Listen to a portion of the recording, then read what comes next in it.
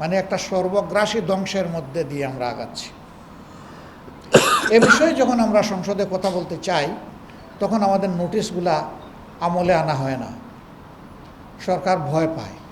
আরে আপনি ভয় পাবেন কেন? এই সমস্যা তো সরকার সৃষ্টি করে নাই, এই সমস্যার সৃষ্টি হয়েছে দুনিয়ায় চলমান যুদ্ধের কারণে। বরঞ্চ এখানে আমরা সবাই মিলে যদি খোলামেলা কথা বলি তাহলে একটা জাতীয় ঐক্যমতে আমরা বুঝতে পারবো, একটা রাস্তা বের হবে। কিন্তু তথ্যই যদি সঠিক দেওয়া না হয়, আমাদেরকে এমনভাবে সংসদের ভিতরে বিবৃতি পড়ে শোনানো হয়, মনে হয় যেন এখন তেলের উপর দিয়ে বাংলাদেশ ভাসতেছে, তেলা অবস্থা আমাদের। তা আমি বলি যে সব তেল সংসদে ঢুকে গেছে, বাইরে পাওয়া যাচ্ছে না। ওখানে দেখছেন তো কত জাতের তেল দেওয়া হয়, ওই তেল দিতে গিয়ে এখন বাইরে তেলের সংকট দেখা দিয়েছে। আমরা অনুরোধ করব, লুকোচুরি না, জনগণকে সঠিক তথ্য প্রকাশ করতে হবে। আমরা সহযোগিতা করব। এই দেশ শুধু আপনাদের না, এই দেশ আমাদের, এই দেশ জনগণের দেশ, এই দেশ 18 কোটি মানুষের দেশ। 18 কোটি মানুষের কষ্ট হলে আমাদেরও কষ্ট হবে, আমরাও তার অংশীদার। মানুষ ভালো থাকলে আপনি আমিও ভালো থাকব। তো কেন ভালো থাকার চেষ্টা সবাই মিলে আমরা করব না? অবশ্যই আমরা করব। কিন্তু যদি জাতিকে নিয়ে লুকোচুরি করা হয়, অধিকন্ত যদি বলা হয় যে পাম্পের তেল আগের চাইতে বেশি বিক্রি হচ্ছে, মজুত করছে এবং চুরাই পথে বিক্রি করছে, তাহলে একদিকে তাদেরকে কষ্ট দেওয়া হচ্ছে, রাস্তায় নিয়ে 10 ঘন্টা 12 ঘন্টা 5 ঘন্টা 7 ঘন্টা, আরেকদিকে তাদেরকে অপমানিত করা হচ্ছে, তাদেরকে তেল চুরি হিসাবে সাব্যস্ত করে। এটা তো হতে পারে না ভাই, আমরা এটার নিন্দা জানাই। এই সংস্কৃতি থেকে বের হয়ে আসতে হবে। সঠিক স্বচ্ছ অবস্থা এবং তথ্য জানার অধিকার এদেশের প্রত্যেকটি নাগরিকের। কারণ সরকারের অর্থনীতির চাকা ঘুরে নাগরিকদের ট্যাক্সের টাকায়, এবং এই দেশে আজকে জন্ম নেওয়া শিশু থেকে 100 বছরের বৃদ্ধ বৃদ্ধা তারা সকলেই ট্যাক্স পরিশোধ করেন। যে কোনো কিছু কিনতে গেলে ভ্যাট দিতে হয়, অগ্রিম ট্যাক্স দিয়ে জিনিস কিনতে হয়, সবাই ট্যাক্স পেয়ার। রাস্তায় যিনি পরিচ্ছন্নতা কর্মী হিসাবে কাজ করেন, মানুষের কাছে হাত পেতে সারাদিনে ভিক্ষার মাধ্যমে রুজি করেন, তারাও ট্যাক্স দেয়, তারাও জিনিস কিনতে গেলে ভ্যাট দিয়ে জিনিস কিনে। সুতরাং জনগণের ট্যাক্সের টাকাই হচ্ছে সরকারের তহবিলের প্রধান খাত। দ্বিতীয় কাজটি হচ্ছে বিদেশ থেকে আনা ঋণ। তৃতীয় খাত হলো বিদেশি অনুদান। এই সব কিছু জনগণের জন্য। অতএব জনগণের টাকার হিসাব দিতেই হবে এবং সেই মোতাবেক চলতে হবে। শ্রমিক কল্যাণ ফেডারেশন নাম থেকেই বোঝা যাচ্ছে শ্রমিকদের কল্যাণে এই সংগঠনটি গড়ে উঠেছে। এদেশের প্রাচীনতম সংগঠনগুলোর মধ্যে এটি একটি।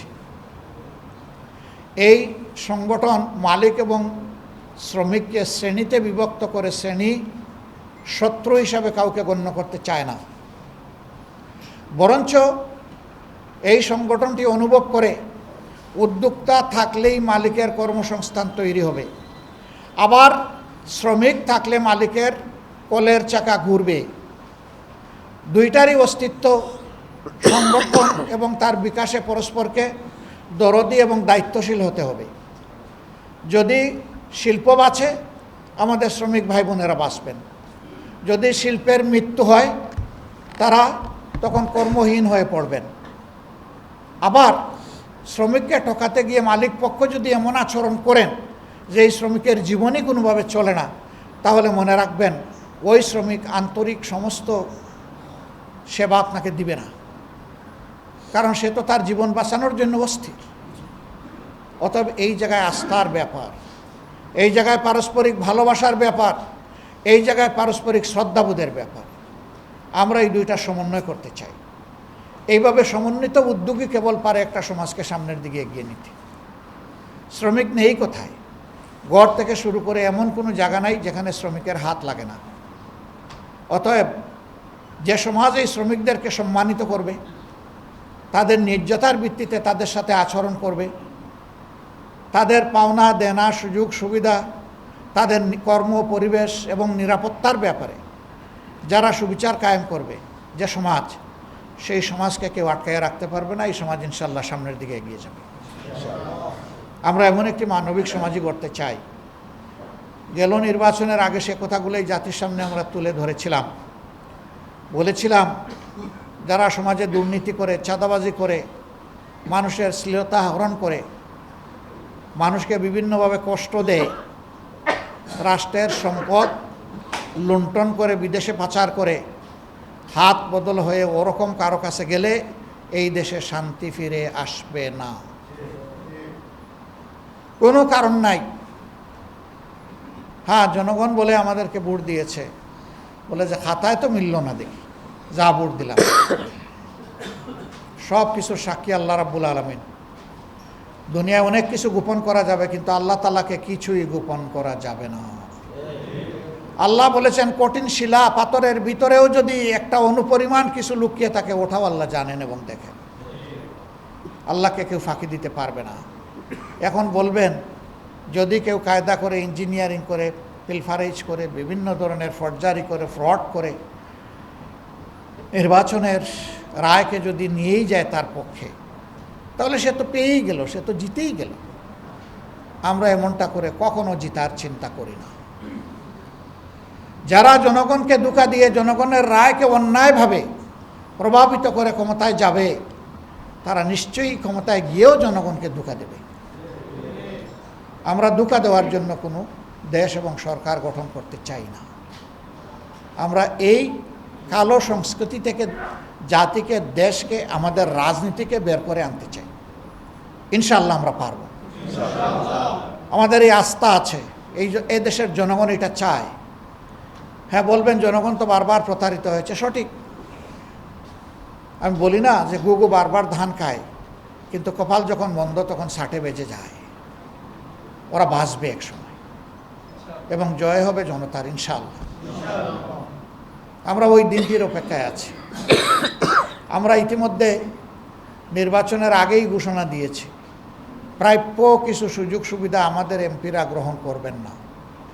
আমরা ইতিমধ্যে সংসদ সচিবালয়কে জানিয়ে দিয়েছি, এই সমস্ত এই সুযোগগুলো আমরা নেব না। নিতান্ত যেটা নেওয়ার দরকার সেটাই শুধু নেব, আর বাইরে কিছু নেব না। প্লট নেব না, আমরা বিনা ট্যাক্সের গাড়ি নেব না। ইভেন বিরোধী দলের দায়িত্বশীল নেতা হওয়ার কারণে আমাকে সরকারের একটা গাড়ি দেওয়া হয়েছে, তার সাথে ড্রাইভার, জ্বালানি, সব কিছু। আমি বলছি, আগে যেহেতু এই গাড়ি ছাড়া চলতে পেরেছি, আল্লাহ মেহরবানি করলে এখনও চলতে পারবো, এই গাড়ি আমি নেব না। আমি লিখিতভাবে জানিয়ে দিয়েছি, ওটা আমি নেব না। ড্রাইভারও নেব না, জ্বালানিও নেব না।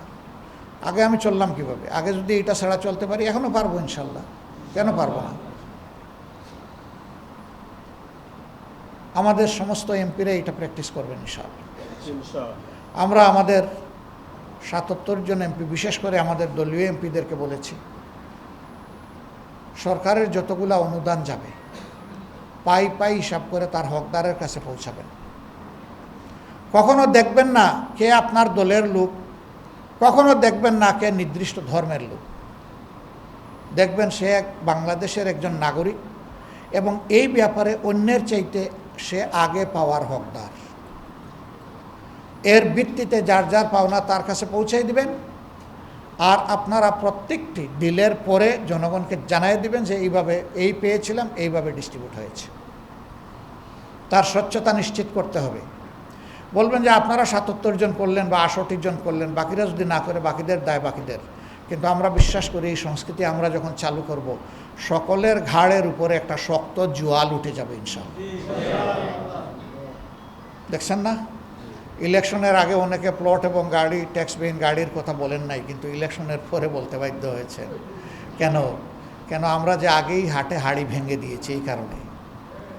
আমরা এইভাবে বিরোধী দলের থেকেও জনগণের অর্থের অপচয় কতটা রোধ করতে পারি এবং একটা সুস্থ ধারার অর্থনৈতিক সংস্কৃতি কীভাবে গড়ে তুলতে পারি, এই লড়াই আমরা চালিয়ে যাব ইনশাআল্লাহ। শ্রমিক কল্যাণ ফেডারেশনের নেতৃবৃন্দের কাছে আমার আহ্বান থাকবে যে আসুন একটা দরদি সমাজ গঠন করার জন্য, দায়, ভালোবাসা এবং শ্রদ্ধার সমাজ গঠন করার জন্য আপনারা শ্রমিক অঙ্গনের যে কালচার, এইটাকে বদলে দেওয়ার জন্য নতুন করে একটা বিপ্লবের সিদ্ধান্ত আপনারা গ্রহণ করুন। এই বিপ্লবটা হবে মানুষের ন্যায় এবং কল্যাণের পক্ষে, মানুষের অধিকারের পক্ষে। একজনের জন্য অধিকার আদায় করতে গিয়ে আরেকজনের অধিকার যেন করব না হয়। আপনি অধিকার আদায় করবেন, আবার যে ফ্যাক্টরিতে আপনি কাজ করেন ওখানে আগুন ধরাই দিলেন, ওটাকে ভাঙচুর করে শেষ করে দিলেন। এটির নাম অধিকার আদায়ের সংগ্রাম হতে পারে না। এই ধরনের সংগ্রামকে আমরা সমর্থন করব। আপনার দাবি হবে জোরদার, অনড়। আপনি দাঁড়ায় থাকেন, আপনি গেইটে দাঁড়ায় থাকেন, ঢুকতে দিয়েন না। নির্দিষ্ট সময় পর্যন্ত যখন আপনি ঢুকবেন না, কলের চাকা তখন ঘুরবে না, মালিক তখন আপনার সাথে ন্যায্যতার ভিত্তিতে বসতে বাধ্য হবেন। কিন্তু আপনি ভেঙে দিলেন, পুড়িয়ে দিলেন, তা আপনি কাজ করবেন কোথায়? এই মালিক তার নিজের তহবিল এবং জনগণের তহবিল অর্থাৎ ব্যাংক থেকে টাকা ঋণ নিয়েছে। যদি সে ক্ষতিগ্রস্ত হয়, আবার ঘুরে ফিরে জনগণ ক্ষতিগ্রস্ত হবে। সে তো জনগণের এই ডিপোজিটের টাকা, এই আমানত ফেরত দিতে পারবে না। দিন শেষে সে জেলে যেতে পারে, পালিয়ে যেতে পারে, কিন্তু ওই জনগণই তো ক্ষতিগ্রস্ত হবে। হ্যাঁ, আরেকভাবে ক্ষতিগ্রস্ত হয়। সব কিছু ফিটফাট, উপরে খুব সুন্দর চলতেছে, কিন্তু ভিতরে খুলস। যে ইন্ডাস্ট্রিতে 10,000 টাকা ঋণ নেওয়া যায়, সেখানে 30,000 টাকা ঋণ নেওয়া হয়েছে। 20,000 টাকা বিদেশের মাটিতে পাঠিয়ে দেওয়া হয়েছে, পাচার করে দেওয়া হয়েছে। এইভাবে দেশের অর্থ, জনগণের অর্থ বিদেশে এরকম গিয়েছে, আপনারা জানেন কি পরিমাণ গিয়েছে। সম্মানিত ভাইরা, এ কালচার এখনো বন্ধ হয়নি। চতুর্দিকে অশনি সংকেত, যে কারণে অতীতে দুর্বৃত্তপনা হয়েছে। অর্থনৈতিক ময়দানে, শিল্পের ময়দানে একই দুর্বৃত্তপনা হুবহু এখনো চালু আছে। ব্যাংক রেজলিউশন আইনটি, অধ্যাদেশটি আটকে দেওয়ার মাধ্যমে কার্যত ব্যাংক ডাকাতদেরকে আবার ফিরিয়ে আনার আমরা আপনাদেরকে অনুরোধ করব, সারা বাংলাদেশের মানুষকে সচেতন করুন, জানিয়ে দিন আমাদের ব্যাংকের টাকা কোনো ডাকাতের হাতে আর আমরা তুলে দেব না। কোনো ডাকাতকে আর মালিকানায় আমরা দেখতে চাই না। এই ডাকাতদেরকে যারা পৃষ্ঠপোষকতা করবে তারাও ডাকাত। এই জন্য কোনো ডাকাত এবং ডাকাতের পৃষ্ঠপোষককে আমরা প্রশ্রয় দেব না। এটা কোনো দলের ব্যাপার নয়, 18 কোটি মানুষের ব্যাপার। 18 কোটি মানুষের ভাগ্য এর সাথে জড়িত। সম্মানিত বন্ধুগণ, আজকে সাংবাদিক ভাইয়েরা এসেছেন, তারাও তাদের অঙ্গনে শ্রম দিয়ে থাকেন, তারাও নিরাপদ না, তারাও অনেক সত্য নিউজ তুলে ধরতে পারেন না। তাদের হাতে এবং মুখে ক্যাপিং করে দেওয়া হয়, এইটা পারবেন, এইটা পারবেন না। হু ইউ আর, একদিকে বলবেন স্বাধীন গণমাধ্যম, আরেকদিকে রাতের বেলা আপনি গুন্ডা পাঠিয়ে দিবেন, অথবা টেলিফোনে হুমকি দিবেন, অথবা ডিকটেশন দিবেন। তাহলে হাউসের দরকার নাই, আপনি সব কিছু ওখান থেকে চালান। বাকশাল কায়েম করার আগে শেখ মুজিবুর রহমান বাংলাদেশের সমস্ত গণমাধ্যম বন্ধ করে দিয়ে 4টা মাত্র রেখেছিলেন, আর সেই 4টাকে রাষ্ট্রের কবলে নিয়েছিলেন, কবজায় নিয়েছিলেন। তাইলে ঘোষণা দিয়ে ওই রকম করে ফেলেন, তখন জনগণ চিন্তা করবে এই বাকশাল জনগণ মানবে না ভাঙবে। আমরা সেই লক্ষণ দেখতে পাচ্ছি। এগুলা, এই সংস্কৃতি বদলাতে হবে। এই গণমাধ্যম যেদিন সঠিকভাবে জনগণের কথা তুলে ধরতে পারবে, এদিন অপরাধীদের অবশ্যই সঠিক পথে ফিরে আসতে বাধ্য হতে হবে। কারণ তখন অপরাধ করে আর পার পাবে না। গণমাধ্যম কালোকে কালো বলবে, সাদাকে সাদা বলবে। হ্যাঁ, গণমাধ্যম সাদাকে কালো নাও বলতে পারে, কিন্তু কালোকে অনেক ক্ষেত্রে ঢেকে রাখতে বাধ্য হয়। বলা হয় এই নিউজটা পরিবেশন করতে পারবেন না, কারণ এই নিউজ পরিবেশন করলে জনগণ জেনে যাবে আসল ব্যাপার কি। এইটাই তো সাদাকে ঢেকে রাখা, কালোর আবরণে। কালো বলা হলো না, কিন্তু কালোর আবরণ দিয়ে ঢেকে দেওয়া হলো। আমরা সেই রকম একটা দেশ চাই। আমরা স্বাধীন বিচার বিভাগ চাই, যেখানে অর্থের বিনিময়ে বিচার কেনাবেচা হবে না। 54 বছর অর্থের বিনিময়ে বিচার কেনাবেচা হয়েছে। সেই সংস্কৃতি থেকে বের হয়ে আসার জন্য আমরা লড়াই করলাম, এটাও সরকারি দল ঠেকাই দিল। দুঃখের বিষয়, আপনারা তো এদেশের নাগরিক। আমি আবার সংসদে বলেছি যে আমরা এখন বিরোধী দলে বসা, আমাদের এই জায়গায় বসা আপনারা ছিলেন, এখন আপনারা গিয়ে ওই জায়গায় বসেছেন সরকারি দলে। আবার বহু লোক ওই জায়গায় বসা ছিল, আজকে পার্লামেন্টের ভিতরে তারা নাই। এই জায়গায় বসা ছিল, তারাও পার্লামেন্টের ভিতরে নাই। তুতিল মুলকা মান তাশা ওয়া তানজিউল মুলকা মিম্মান তাশা। আল্লাহ তাআলাই দেন এবং নেন, দেওয়ারও মালিক আল্লাহ, নেওয়ারও মালিক আল্লাহ। সুতরাং জনগণের উপর সুবিচার করুন। মাননীয় স্পিকারকে বলেছি, আপনি আমাদের উপর সুবিচার যদি করেন তাহলে 18 কোটি মানুষের উপর সুবিচার করবেন, কারণ আমরা তো 18 কোটি মানুষের জন্যই কথা বলবো, আমাদেরকে কথাগুলো বলতে দিন। সম্মানিত ভাইয়েরা, আমরা আপনাদেরকে অনুরোধ করব, আসুন আমরা নূতন শপথে উজ্জীবিত হই। স্পিকার সাহেবকে ধন্যবাদ, একটা চমৎকার কথা বলেছেন।